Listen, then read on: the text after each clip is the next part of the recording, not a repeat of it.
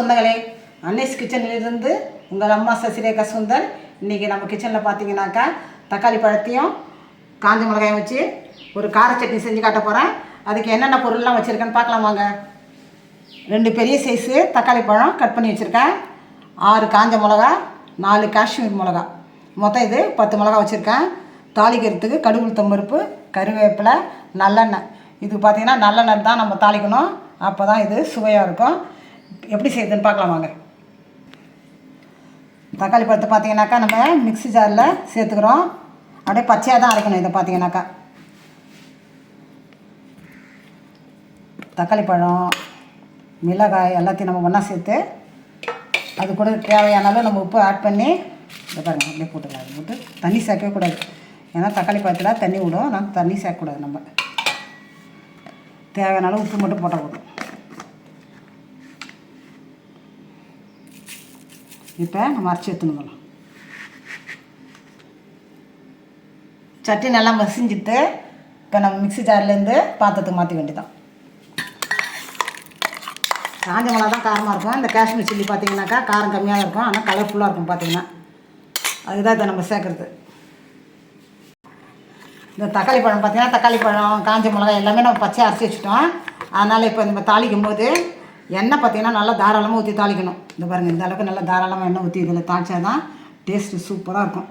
அதே சமயம் நம்ம உடம்புக்கு ஒன்றும் ஆகாது. நல்லெண்ணெய் தான் இதை தாளிக்கணும். கடுகு தொகுப்பு, கருவேப்பிலை, நல்லெண்ணெய் ஊற்றி இப்போ தாளிச்சிக்க வேண்டியது தான். அடுப்பத்தை வச்சாச்சு. அதுக்கு மேலே நம்ம தாளிக்க கண்டி வச்சுட்டோம். இப்போ அதில் தாராளமாக நம்ம நல்லெண்ணெய் ஊற்றிக்கணும்.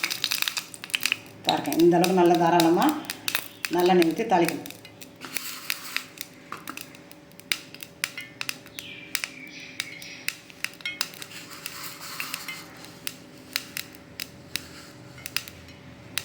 எண்ணெய் காஞ்சிட்டு கடுகு தூள் போட்டு வேண்டியதான்.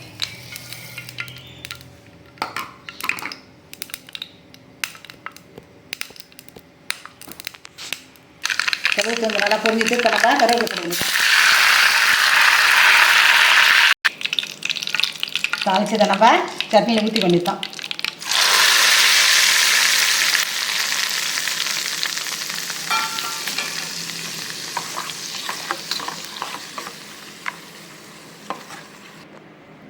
நம்ம அன்னைஸ் கிச்சனில் அட்டகாசமான ஒரு டேஸ்ட்டில் பார்த்தீங்கன்னாக்கா தக்காளி பழமும் காஞ்ச மிளகா, காஷ்மீர் சில்லி இதெல்லாம் வச்சு நம்ம ஒரு சட்னி ரெடி பண்ணிட்டோம். இது பச்சையாக அரைச்சதால் எண்ணெய் நல்லெண்ணெயை பார்த்தீங்கன்னா தாராளமாக ஊற்றி நம்ம தாளித்து வச்சுருக்கோம். உங்களுக்கு காரம் ரொம்ப ஒத்துக்காதுன்னா இதில் நீங்கள் மிளகாவெல்லாம் குறைச்சிக்கலாம்.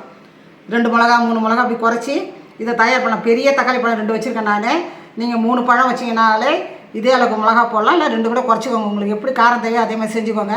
இது பார்த்தீங்கன்னாக்கா பொங்கல், இட்லி, தோசை, உப்புமா எதுக்கு வேணால் நம்ம தொட்டுன்னு சாப்பிட்லாம். எங்கள் வீட்டில் பார்த்தீங்கன்னா இன்றைக்கி பொங்கல் தான் செஞ்சுருக்கேன், அதனால் பொங்கல் வச்சு காட்டியிருக்கேன் நான்.